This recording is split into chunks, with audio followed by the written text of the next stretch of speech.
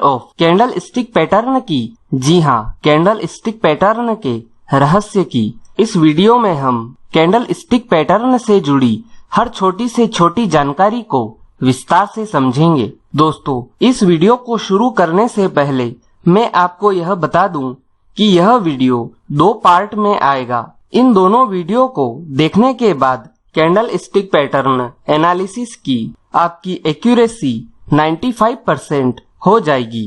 तो दोस्तों, इन दोनों वीडियो को ध्यान से देखें और समझें। सबसे पहले तो मैं आपको यह बता दूं कि कैंडल स्टिक पैटर्न का ज्ञान होना मतलब कि टेक्निकल एनालिसिस का प्रथम चरण पार करना, या इसे टेक्निकल एनालिसिस का प्रथम अंग भी कह सकते हैं। अगर आप ट्रेडिंग करते हैं तो आपको कैंडल स्टिक पैटर्न के विषय में संपूर्ण जानकारी होना बहुत ही अनिवार्य है। कैंडल स्टिक पैटर्न की जानकारी न होने का मतलब कि आंख बंद करके कुएं में कूदने के समान है। तो दोस्तों, ज्यादा समय न लेते हुए अब हम वीडियो की शुरुआत करते हैं। कैंडल स्टिक चार्ट दुनिया भर में सभी ट्रेडर्स और निवेशकों की सबसे मनपसंद और आसानी से समझ में आने वाली चार्ट विश्लेषण प्रणाली है। यह पद्धति सबसे पुरानी और सबसे ज्यादा सटीक और कारगर है। आमतौर पर पाए जाने वाले लाइन चार्ट से कोई खास जानकारी हासिल नहीं की जा सकती है, लेकिन कैंडल स्टिक चार्ट प्रणाली आसान होने के साथ ही बहुत ही सटीक जानकारी स्पष्ट रूप से उजागर करने के लिए सबसे ज्यादा कारगर साबित होती हैं। दोस्तों, the secret of candle stick pattern की हर एक छोटी से छोटी जानकारी को आपको समझाने के लिए हमने इसे कुछ विभिन्न भागों में बांटा है, ताकि आपको हर एक जानकारी आसानी से समझ में आ सके। तो दोस्तों, सबसे पहले हम जिस पहलू पर चर्चा करेंगे वो है history of candle stick pattern, मतलब कि कैंडल स्टिक पैटर्न का इतिहास। दोस्तों, ये बात है जापान की सन 1700 के दशक की। उस समय जापान में चावल की ट्रेडिंग होती थी। उसी समय वहाँ एक व्यापारी थे जिनका नाम था मुनेहिसा होमा। कुछ वर्षों तक चावल की ट्रेडिंग करते करते उन्होंने एक बात जानी कि कीमतें अपनी मनमानी से नहीं चलती हैं, और उन्होंने विचार किया कि शायद कीमतों में एक प्रकार का पैटर्न है जो कि आज तक कोई समझ नहीं पाया है। और उन्होंने हर रोज कीमतों को लिखकर उनका आकलन करने लगे। कुछ वर्ष बीत गए और उन्होंने पाया कि कीमतें सचमुच एक प्रकार के पैटर्न के अनुरूप ही चलती हैं, जो कि उन्हें कीमतों में स्पष्ट रूप से दिखाई दे रहा था। इस प्रकार उन्होंने एक चार्ट प्रणाली को जन्म दिया, जिसे उन्होंने कैंडल स्टिक चार्टिंग का नाम दिया। शुरुआती दौर में उन्होंने 2 प्रकार की कैंडल्स का इजाद किया, बुलिश कैंडल स्टिक और bearish candle stick. Bullish candle stick जो कि तेजी को प्रदर्शित करती हैं, और बेयरिश कैंडल स्टिक जो कि मंदी को प्रदर्शित करती हैं। मुनेहिसा होमा ने कैंडल स्टिक का नाम मोमबत्ती के ऊपर रखा, क्योंकि उनके द्वारा बनाई गई अधिकांश कैंडल स्टिक मोमबत्ती के समान ही दिखाई देती थी। जब 1700 के दशक में मुनेहिसा होमा ने कैंडल स्टिक चार्टिंग प्रणाली की खोज की, तब उन्होंने कैंडल को 2 रंगों में विभाजित किया, बुलिश कैंडल स्टिक को सफेद रंग में और बेयरिश कैंडल स्टिक को काले रंग में। सफेद और काले रंग में विभाजित उन्होंने शतरंज की मोहरों के रंग के ऊपर किया था, क्योंकि उस समय शतरंज का जो बेसिक रंग था वो सफेद और काला था, जो कि आज के समय में भी देखा जा सकता है। दोस्तों, ऐसा माना जाता है कि इस प्रणाली का इजाद करने के बाद मुनेहिसा होमा बहुत अमीर आदमी बने, और इसी कारण उन्हें फादर ऑफ कैंडल स्टिक के नाम से भी जाना जाने लगा। कुछ ही वर्षों में यह प्रणाली पूरे जापान में फैल गई और व्यापार करने के लिए सबसे लोकप्रिय प्रणाली भी बन गई। जैसा कि आपको पता है, कैंडल स्टिक चार्ट प्रणाली की खोज जापान में हुई थी, तो इस प्रणाली को शुरुआती दौर में संपूर्ण रूप से जापानी भाषा में ही लिखा गया था। इसके कुछ वर्षों बाद अमेरिका के एक सज्जन पुरुष जिनका नाम था स्टीव निसान, उन्होंने अपने एक जापानी मित्र की सहायता से इस प्रणाली का अंग्रेजी भाषा में अनुवाद कर दिया, जो कि अपने आप में एक इतिहास बना।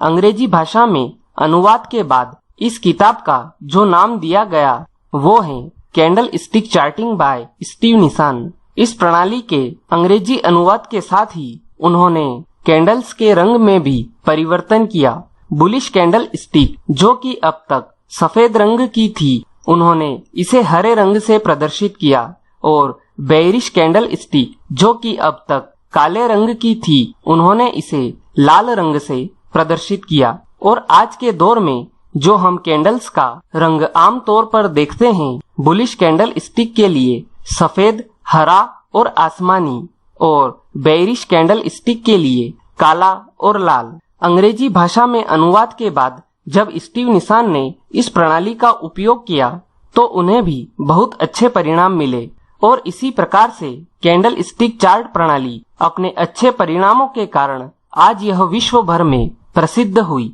और इस प्रणाली को सबसे लोकप्रिय प्रणाली के रूप में जाना जाने लगा।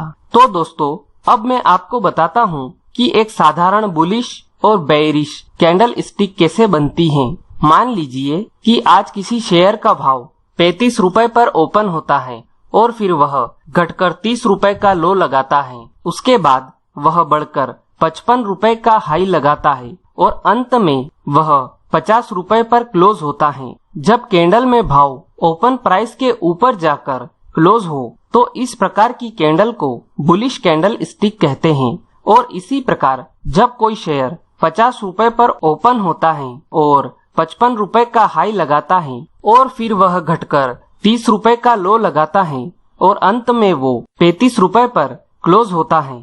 जब कैंडल में भाव ओपन प्राइस के नीचे क्लोज हो तो इस प्रकार की कैंडल को बेयरिश कैंडल स्टिक कहते हैं। इन दोनों कैंडल्स को आप वीडियो में देख सकते हैं। तो दोस्तों, इसे हम बारीकी से समझते हैं। जैसा कि आप चित्र में देख रहे हैं, एक कैंडल के बनने में 4 अंक बेहद जरूरी होते हैं, हाई, लो, ओपन और क्लोज। और चित्र में दिखाई दे रही दोनों कैंडल में 2 अंकों का महत्वपूर्ण फर्क है, जो फर्क केवल ओपन प्राइस और क्लोज प्राइस का है। यही 2 अंक कैंडल को बुलिश और बेयरिश बनाने में महत्वपूर्ण भूमिका निभाते हैं। इन दोनों कैंडल स्टिक में 3 प्रमुख विभाग होते हैं, रियल बॉडी, अपर शेडो और लोअर शेडो। सबसे पहले हम कैंडल स्टिक की रियल बॉडी को समझते हैं। कैंडल स्टिक में ओपन प्राइस और क्लोज प्राइस के बीच वाले हिस्से को रियल बॉडी कहते हैं, जो कि दिन के उतार चढ़ाव के प्रमाण पर निर्भर करता है, या कहें कि यह दिन भर की तेजी या मंदी की प्रबलता को प्रदर्शित करती हैं। दूसरी चीज जो है वह अपर शेडो। यह रियल बॉडी की ऊपर की दिशा में तैयार होने वाली लाइन है, जो कि कैंडल के हाई प्राइस का भाव प्रदर्शित करती हैं। और जो आखिर में है वह लोअर शेडो। यह रियल बॉडी की नीचे की तरफ तैयार होने वाली लाइन है, जो कि कैंडल स्टिक के लो प्राइस का भाव प्रदर्शित करती हैं। स्टीव निसान ने इन दोनों कैंडल को 2 जानवरों से परिभाषित किया है। हरी कैंडल को बुल से यानी कि बेल, जो कि तेजी को प्रदर्शित करेगा, और लाल कैंडल को बेयर से यानी कि भालू, जो कि मंदी को प्रदर्शित करेगा। तो दोस्तों, अब हम समझते हैं कि सिंगल बेसिक कैंडल स्टिक कितने प्रकार के होते हैं। Long bullish candle stick, long bearish candle stick, small bullish candle stick, small bearish candle stick, long shadow bullish candle stick, long shadow bearish candle stick, bullish marubozu, opening bullish marubozu, closing bullish marubozu, bearish marubozu, opening bearish marubozu, closing bearish marubozu, doji, long legged doji, dragonfly doji, gravestone doji, 4 price doji, bullish spinning top, bearish spinning top, high wave, inverted high wave, hammer, inverted hammer, hanging man और shooting star. ये सभी candle stick chart की basic candles हैं। यह सभी candle stick pattern में महत्वपूर्ण भूमिका निभाती हैं। इन सभी बेसिक कैंडल्स के विषय में आपको जानना बहुत ही जरूरी है, क्योंकि इनमें से कौन सा कैंडल कौन से कैंडल स्टिक पैटर्न में कब बन जाए क्या पता। इनमें से किसी भी कैंडल को देख के आप कंफ्यूज ना हो जाए, इसलिए इन सभी कैंडल्स को ध्यान से देखकर आप याद कर लीजिए। दोस्तों, क्योंकि यही बेसिक कैंडल स्टिक आपको एक सफल ट्रेडर बनाने में बहुत सहायता करेगी। मदद से ट्रेडिंग करना चाहते हैं तो आपको सबसे पहले यह समझना होगा कि ट्रेंड क्या होता है। दोस्तों, शेयर बाजार और कमोडिटी बाजार में ट्रेंड का सीधा सा मतलब होता है शेयर की चाल या किसी कमोडिटी की चाल। टेक्निकल एनालिसिस में 3 प्रकार के ट्रेंड होते हैं, अप ट्रेंड, डाउन ट्रेंड और साइडवेज ट्रेंड। अप ट्रेंड मतलब कि वह ट्रेंड जिसमें शेयर की चाल तेजी की होती है। इस ट्रेंड में चार्ट हायर हाई और हायर लो बनाता है। डाउन ट्रेंड मतलब कि वह ट्रेंड जिसमें शेयर की चाल मंदी की होती है। इस ट्रेंड में चार्ट लोअर लो और लोअर हाई लगाता है।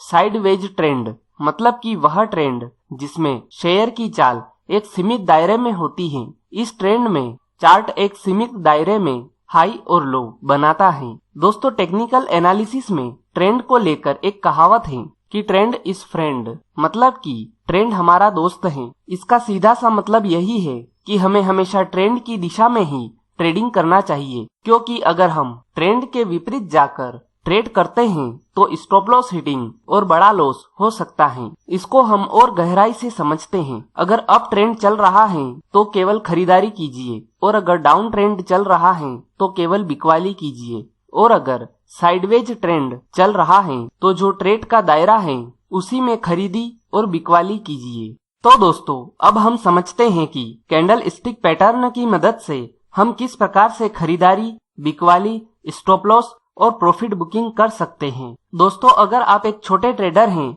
और आप इंट्राडे ट्रेडिंग करते हैं तो यह जानकारी आपके लिए बहुत कारगर साबित होगी। कैंडल स्टिक पैटर्न की मदद से इंट्राडे ट्रेडिंग करने से पहले आप शेयर या कमोडिटी के डेली चार्ट को खोलिए और उसमें देखिए कि अभी कौन सा ट्रेंड चल रहा है। अगर अप ट्रेंड चल रहा है तो आपको इंट्राडे चार्ट में केवल खरीदी करना है। तो अब आप इंट्राडे चार्ट को खोलिए और बुलिश कैंडल स्टिक पैटर्न के बनने का इंतजार कीजिए, और मान लीजिए कि आपको piercing line candle stick pattern दिख जाए तो आपको खरीदी करना है। खरीदी करने के लिए आपके पास 3 तरीके हैं जो मैं आपको बताता हूँ। पहला कि इस कैंडल स्टिक पैटर्न के बाद जो नई कैंडल है वह अच्छी तेजी के साथ खुले, या कहें कि गैप अप ओपन हो, तो आपको खरीदी करना है। दूसरा कि इस कैंडल स्टिक पैटर्न के बाद जो नई कैंडल है वह अच्छी तेजी के साथ खुले, या कहें कि गैप अप ओपन हो और piercing line candle stick pattern की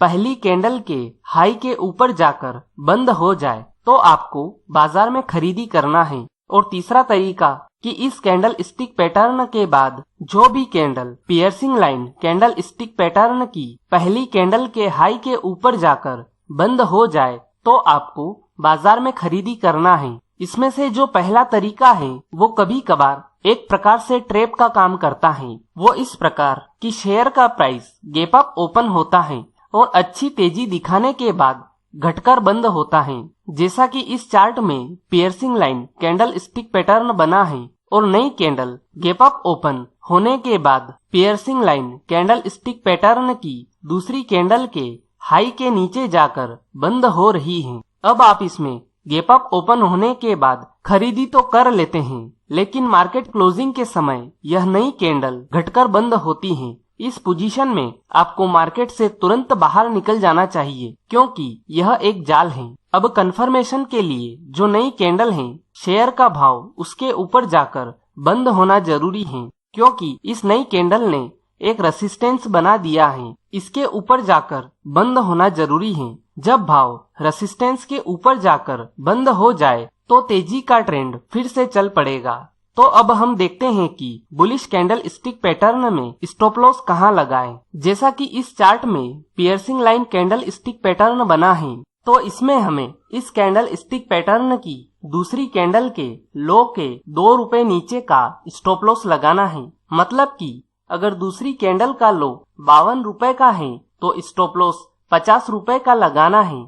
और अगर डेली चार्ट में डाउन ट्रेंड चल रहा है तो आपको इंट्राडे चार्ट में केवल बिकवाली करना है। तो अब आप इंट्राडे चार्ट खोलिए और उसमें बेयरिश कैंडल स्टिक पैटर्न बनने का इंतजार कीजिए, और मान लीजिए कि आपको 3 inside down candle stick pattern दिख जाए तो आपको बिकवाली करना है। आपके पास बिकवाली करने के 3 तरीके हैं जो मैं आपको बताता हूँ। पहला कि कैंडल स्टिक पैटर्न के बाद जो नई कैंडल है वह अच्छी मंदी के साथ खुले, या कहें कि गैप डाउन ओपन हो, तो आपको बिकवाली करना है। दूसरा, इस कैंडल स्टिक पैटर्न के बाद जो नई कैंडल है वह अच्छी मंदी के साथ खुले, या कहें कि गैप डाउन ओपन हो, और तीसरी कैंडल के लो के नीचे जाकर बंद हो जाए, तो आपको बाजार में बिकवाली करना है। और तीसरा तरीका कि इस कैंडल स्टिक पैटर्न के बाद जो भी candle 3 inside down candle stick pattern की तीसरी कैंडल के लो के नीचे जाकर बंद हो जाए, तो आपको बाजार में बिकवाली करना है। इसमें जो पहला तरीका है वो कभी कभी एक प्रकार से ट्रैप का काम करता है। वो इस प्रकार कि शेयर का प्राइस गैप डाउन ओपन होता है और अच्छी मंदी दिखाने के बाद बढ़कर बंद होता है, जैसा कि इस चार्ट में 3 inside down candle stick pattern बना है और नई कैंडल गैप डाउन ओपन होने के बाद 3 inside down candle stick pattern की तीसरी कैंडल के लो प्राइस के ऊपर जाकर बंद हो रही है। अब आप इसमें गैप डाउन ओपन होने के बाद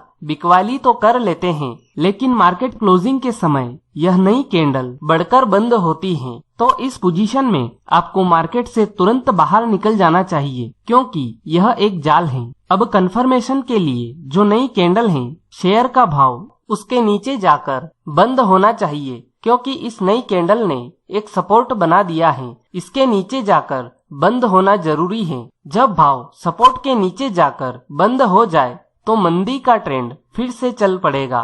तो अब हम देखते हैं कि बेयरिश कैंडल स्टिक पैटर्न में स्टॉप लॉस कहाँ लगाए। जैसा कि इस चार्ट में 3 inside down candle stick pattern बना है, इसमें हमें इस कैंडल स्टिक पैटर्न की पहली कैंडल के हाई के 2 रुपए ऊपर का स्टॉप लॉस लगाना है। मतलब कि अगर कैंडल का हाई 50 रुपए का है तो आपको स्टॉप लॉस 52 रुपए का लगाना है, और अगर डेली चार्ट में साइडवेज ट्रेंड चल रहा है तो आपको इंट्राडे चार्ट में हाई लेवल पर बिकवाली करना है और लो लेवल पर खरीदारी करना है।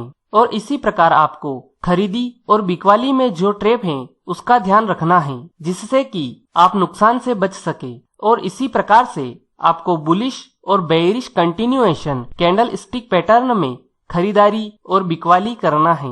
दोस्तों, अब हम देखते हैं कि स्टॉप लॉस मॉडिफाई कैसे करते हैं, लेकिन उससे पहले हम यह समझते हैं कि स्टॉप लॉस मॉडिफाई क्यों करना चाहिए। स्टॉप लॉस मॉडिफाई मतलब कि स्टॉप लॉस की जगह बदलना।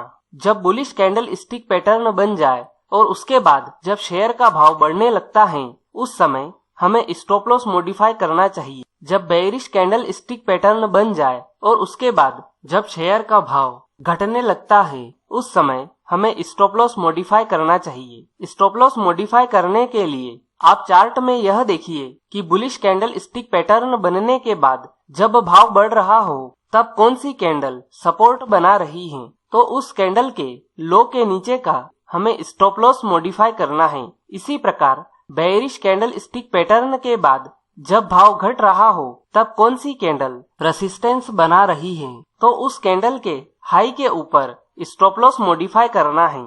सपोर्ट और रेसिस्टेंट के विषय में हम आगे आने वाले वीडियो में विस्तार से समझेंगे। स्टॉप लॉस मॉडिफाई करने का सबसे बड़ा फायदा यह है कि आप नुकसान से बच सकते हैं, और इसी के साथ यह भी ध्यान रखिए कि आप स्टॉप लॉस मॉडिफाई करने में कभी जल्दबाजी मत कीजिए। पहले चार्ट में सपोर्ट और रेसिस्टेंस को पूरी तरह से बनने दीजिए, उसी के बाद स्टॉप लॉस को मॉडिफाई कीजिए।